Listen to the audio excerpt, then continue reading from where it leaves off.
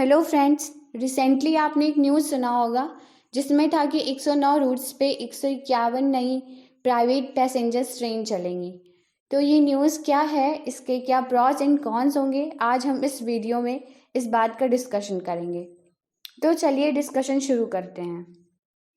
आप सभी लोग जानते होंगे कि जो इंडिया का ट्रांसपोर्ट सिस्टम है वो 4 भागों में डिवाइड है।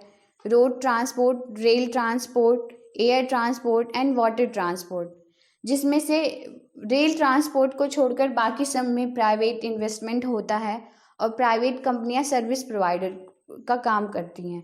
लेकिन रेल ट्रांसपोर्ट में अभी तक ऐसा कुछ नहीं था। अब धीरे धीरे प्राइवेटाइजेशन की शुरुआत हो रही है। इसको लेकर 2015 में एक कमेटी बनाई गई थी। यह कमेटी नीति आयोग ने बनाई थी, विवेक देबरॉय की अध्यक्षता में। विवेक देबरॉय नीति आयोग के थिंक टैंक के मेंबर हैं। उन्होंने रेलवे की क्राइसिस और करंट सिचुएशन और इंटरनेशनल एग्जाम्पल्स इन सब का अच्छे से स्टडी किया। उसके बाद अपने कुछ रिकमेंडेशंस दिए, जिसमें उन्होंने कहा कि अगर रेलवे को करंट क्राइसिस से बाहर निकालना है तो प्राइवेटाइजेशन सबसे बेस्ट ऑप्शन हो सकता है। तो प्राइवेटाइजेशन करने का फिर रेलवे डिपार्टमेंट में भी डिसाइड किया। इसी कॉन्सिक्वेंस में 2017 में Indian railway catering and tourism corporation ने तेजस एक्सप्रेस ट्रेन चलाई, जो कि दिल्ली लखनऊ रूट पे और दूसरी मुंबई अहमदाबाद रूट पे चलती हैं। उसके बाद देखा गया कि ये जो पायलट प्रोजेक्ट के रूप में शुरू किया गया था, इसके बहुत सारे पॉजिटिव फीडबैक्स मिल रहे थे। तो सरकार ने अभी हाल ही में अनाउंसमेंट किया है कि वह 109 रूट्स पे 151 नई प्राइवेट पैसेंजर्स ट्रेन चलाएगी। इस प्रोजेक्ट की कुछ खास बातें हैं कि इस प्रोजेक्ट में 30,000 करोड़ का लक्ष्य रखा गया है। दूसरी इसकी प्रमुख खास बात यह है कि रेलवे से संबंधित जो भी इंफ्रास्ट्रक्चर यूज़ होगा वो सब प्राइवेट कंपनियां लाएंगी, वही जो है मैन्युफैक्चरिंग करेंगी।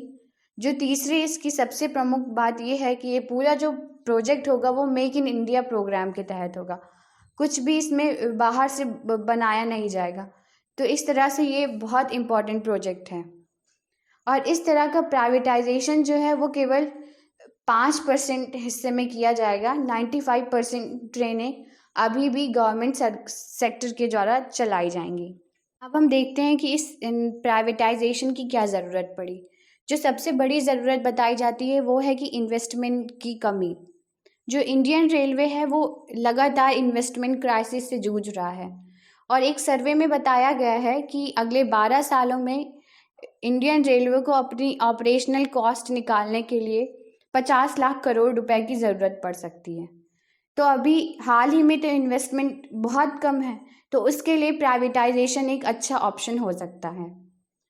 जो दूसरी सबसे बड़ी नीड है वो रेवेन्यू प्रॉब्लम की है, कि वर्तमान में रेवेन्यू को लेकर कहा जाता है कि अगर इंडियन रेलवे को 100 रुपीज़ का रेवेन्यू बेनिफिट होता है तो उसमें से 99 रुपीज़ केवल ऑपरेशनल कॉस्ट पे ही खर्चा हो जाता है और केवल 1 रुपये का फ़ायदा होता है, जो कि एक बहुत बुरी बात है। तो इस तरह से रेवेन्यू क्राइसिस को कम करने में भी प्राइवेटाइजेशन बहुत अच्छा रोल प्ले कर सकता है।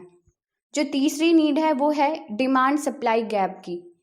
हम देख रहे हैं कि धीरे धीरे इंडिया की पॉपुलेशन बहुत ज़्यादा बढ़ रही है, तो कस्टमर्स भी बढ़ेंगे।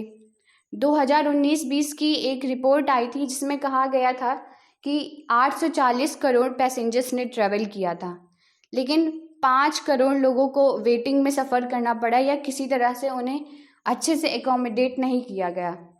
तो ये डिमांड सप्लाई गैप आज के समय में रेलवे की बहुत बड़ी चुनौती है। तो प्राइवेटाइजेशन करके इस समस्या से काफ़ी निजात पाया जा सकता है। जो चौथी सबसे बड़ी नीड है वो टेक्नोलॉजी से रिलेटेड है। इंडियन रेलवे जो चलती हैं वो अभी भी पुरानी टेक्नोलॉजी पे बेस्ड हैं। बहुत पुरानी टेक्नोलॉजी यूज़ होती हैं, तो इसमें मेंटेनेंस का खर्चा, सेफ्टी का खर्चा, फ्यूल पे ज़्यादा खर्चा होता है। तो इस तरह से अगर प्राइवेटाइजेशन किया जाएगा तो टेक्नोलॉजी अपग्रेड होगी, तो ये सारे कॉस्ट काफ़ी कम होंगे और सेफ्टी भी सिक्योर हो पाएगी। जो पांचवी सबसे बड़ी नीड है वो है टाइम मैनेजमेंट और पंक्चुअलिटी। जब से तेजस एक्सप्रेस लॉन्च हुई है तो उसके जो पॉजिटिव फीडबैक मिल रहे हैं उसमें ये है कि ये ट्रेन कभी लेट नहीं होती, जो आज के समय इंडियन रेलवे की बहुत बड़ी चुनौती बनी हुई है। तो इस नीड को भी, हमें ये ज़रूरत है कि इंडियन रेलवे ज़्यादा पंक्चुअल हों, तो उसके लिए भी प्राइवेटाइजेशन करने की ज़रूरत है। जो अगली सबसे बड़ी नीड दिखाई देती है वो ये है कि इंडियन रेलवे में जो पब्लिक सर्विसेज होती हैं वो इतनी क्वालिटेटिव नहीं होती हैं, जबकि जो प्राइवेटाइज्ड कंपनियां सर्विस प्रोवाइड करती हैं वो सर्विस बहुत हाई क्वालिटी की होती है। तो इस तरह से सर्विस इम्प्रूव करने के लिए भी प्राइवेटाइजेशन एक बहुत ज़रूरी है आज के टाइम में। अब हम देखते हैं कि प्राइवेटाइजेशन से क्या क्या फ़ायदे होंगे। सबसे बड़ा फ़ायदा होगा कि इन्वेस्टमेंट में काफ़ी इंक्रीमेंट हो जाएगा। अभी जो करंट प्रोजेक्ट रेलवे मिनिस्ट्री ने अनाउंस किया है उसके अकॉर्डिंग 30,000 करोड़ इन्वेस्टमेंट का लक्ष्य रखा गया है, और आगे भविष्य में इसकी जो अमाउंट है वो और भी ज़्यादा बढ़ सकता है। तो इस तरह से जब इन्वेस्टमेंट इंक्रीज़ होगा तो रेलवे जो अन्य 95% ट्रेन्स पब्लिक चलाता है उनकी भी सर्विसेज इम्प्रूव होंगी। तो इन्वेस्टमेंट बढ़ना एक काफ़ी अच्छा साइन है और ये बहुत बड़ा लाभ है प्राइवेटाइजेशन का। जो दूसरा सबसे बड़ा लाभ होगा वो ये कि रेवेन्यू इंक्रीज़ होगा। प्राइवेटाइजेशन की प्रोसेस के अंतर्गत हॉलेज चार्जेस, एनर्जी चार्जेस और रेवेन्यू ये सब फिक्स कर दिए जाएंगे। फिक्स करने का मतलब ये होगा कि अब रेलवे के पास रेवेन्यू इकट्ठा करने का एक परमानेंट सोर्स हो जाएगा। तो जब परमानेंट सोर्स हो जाएगा तो रेवेन्यू में काफ़ी इंक्रीज आएगा। तो इस तरह से रेवेन्यू इंक्रीमेंट भी बहुत बड़ा लाभ है प्राइवेटाइजेशन का। जो तीसरा सबसे बड़ा लाभ होगा वो ये कि इंफ्रास्ट्रक्चर काफ़ी अच्छे हो जाएंगे, काफ़ी सुरक्षित हो जाएंगे और काफ़ी अपग्रेड हो जाएंगे। एक सर्वे में कहा जाता है कि जो इंडियन रेलवे अभी जो करंट की बोगियां चल रही हैं उन्हें हर 4,000 किलोमीटर पे मेंटेनेंस की ज़रूरत पड़ती है, जबकि जब मॉडर्न बोगियां चलेंगे तो उन्हें 40,000 किलोमीटर चलने के बाद ही मेंटेनेंस की ज़रूरत होगी। इसके अलावा 30 दिनों में केवल 2 बार उन्हें मेंटेनेंस की ज़रूरत होगी। तो इंफ्रास्ट्रक्चर काफ़ी इम्प्रूव होगा। इसके अलावा और भी जो सर्विसेज इंफ्रास्ट्रक्चर के अंदर प्रोवाइड की जाती हैं उनकी क्वालिटी काफ़ी इम्प्रूव होगी। और डिमांड सप्लाई गैप को देखें तो ये सबसे बड़ा फ़ायदा होगा। इंडिया की पॉपुलेशन लगातार बढ़ रही है लेकिन ट्रेन्स नहीं बढ़ रही हैं। कहा जाता है कि 20,000 ट्रेनों की आवश्यकता है लेकिन वर्तमान में 13,000 ट्रेनें ही चलती हैं, जिसकी वजह से ये गैप लगातार बढ़ता जा रहा है। लेकिन जब प्राइवेट कंपनियों को इसमें एंट्री मिलेगी, ट्रेन चलाने का उन्हें भी मौका मिलेगा, तो वो ज़्यादा से ज़्यादा ट्रेन चलाएंगी। इस तरह से ये जो डिमांड सप्लाई गैप है वो काफ़ी कम हो जाएगा। तो इस तरह से भी ये बहुत बड़ा फ़ायदा होगा। जो अगला बड़ा फ़ायदा होगा वो ये कि इससे जॉब क्रिएशन होगा। बहुत लोग सोचते हैं कि इसके आने से जॉब चली जाएंगी, लेकिन ऐसा नहीं है। प्राइवेटाइजेशन के होने से नई नई जॉब्स आएंगी, कई तरह की जॉब आएंगी, और क्योंकि ज़्यादा ट्रेन चलाई जाएंगी तो और भी ज़्यादा क्रिएशन होगा। और कहा जाता है कि 2030 तक जॉब क्रिएशन काफ़ी ज़्यादा हो जाएगा। जो अगला सबसे बड़ा फ़ायदा देखा जाता है प्राइवेटाइजेशन में वो ये कि टेक्नोलॉजी अपग्रेड होगी और नए नए इनोवेशन होगा। जब प्राइवेट कंपनियां किसी मार्केट में compete करती हैं किसी चीज़ के लिए, तो वो अपनी वैल्यू बढ़ाना चाहती हैं, वो प्रॉफिट मोटिवेशन होकर काम करती हैं। तो इस पर्सपेक्टिव में जब वो काम करती हैं तो लगातार नए नए इनोवेशन करती रहती हैं, वर्ल्ड लेवल पे सर्विसेज प्रोवाइड करने के लिए, सस्ती सर्विसेज प्रोवाइड करने के लिए, और वो टेक्नोलॉजी अपग्रेड करती रहती हैं। तो ये काफ़ी बड़ा बेनिफिट होगा। जो नेक्स्ट बेनिफिट होगा वो ये कि इससे अकाउंटेबिलिटी और ट्रांसपेरेंसी बढ़ेगी, क्योंकि जो प्राइवेट कंपनियां होती हैं उनके कुछ सिटीजन चार्टर्स होते हैं, कुछ कोड ऑफ कंडक्ट्स होते हैं, और अगर कोई ट्रेन लेट चल रही है, अगर किसी कस्टमर ने कंप्लेन कर दिया तो उन्हें पैसा भी रिफंड करना पड़ेगा। तो ये सारी चीज़ों को लेकर प्राइवेट कंपनियां काफ़ी अवेयर रहती हैं। तो इस तरह से अकाउंटेबिलिटी और ट्रांसपेरेंसी भी इंक्रीज़ होगी। इसके अलावा सर्विसेज की क्वालिटी अच्छी होगी, पंक्चुअलिटी बढ़ेगी आदि बहुत सारी सुविधाएं इसमें बढ़ जाएंगी। आइए अब हम देखते हैं कि प्राइवेटाइजेशन ऑफ रेलवे से क्या क्या नुकसान होंगे। जो सबसे पहले कमी बताई जाती है प्राइवेटाइजेशन की वो ये कि ये लिमिटेड एरिया कवर करेगा। जैसे अभी आप अगर ये वाला प्रोजेक्ट देखो तो इसमें 109 रूट्स पे केवल चलाई जाएंगी और 109 रूट्स वो होंगे जो famous city to famous city को जोड़ेंगे, जैसे दिल्ली टू बॉम्बे, दिल्ली टू कैलकाटा। तो इस तरह से जो इसका जो कवरेज एरिया रहेगा वो काफ़ी लिमिटेड रहेगा और ये ज़्यादा एरिया नहीं कवर कर पाएगा। जो इसमें दूसरी बड़ी कमी दिखाई देती है वो ये है कि इससे रूरल अर्बन कनेक्टिविटी को भी बहुत धक्का लगेगा, क्योंकि जो इंडियन ट्रेन्स चलती हैं वो पूरे इंडिया में चलती हैं। प्रॉफिट कमाना उनका कोई एम नहीं होता है, वो तो सर्विस प्रोवाइड के लिए करती हैं। लेकिन जो प्राइवेट कंपनियां रहती हैं वो प्रॉफिट मोटिवेशन के लिए काम करती हैं, प्रॉफिट को लेकर काम करती हैं।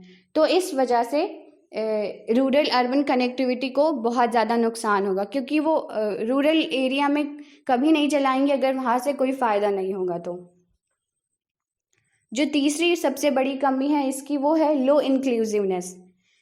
इंक्लूसिवनेस मतलब होता है कि जिसमें ज़्यादा से ज़्यादा लोग समाहित हो सकें।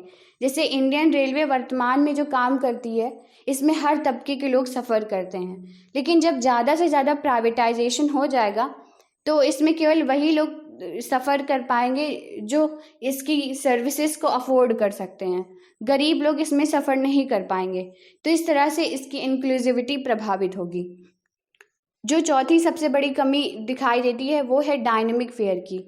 डायनेमिक फेयर ये होता है कि जैसे कोई फेस्टिवल आने वाला है तो लोग बहुत दिन से उसके लिए रिजर्वेशन कराने लगते हैं, और जैसे जैसे फेस्टिवल पास आता जाता है वैसे वैसे और कस्टमर्स उसमें रिजर्वेशन कराने लगते हैं। लेकिन फिर प्राइवेटाइजेशन में क्या होगा कि जब डेट्स पास में आने लगेंगी तो ऐसे टिकट की कॉस्ट जो पहले बहुत कम थी वो बहुत ज़्यादा बढ़ जाएगी।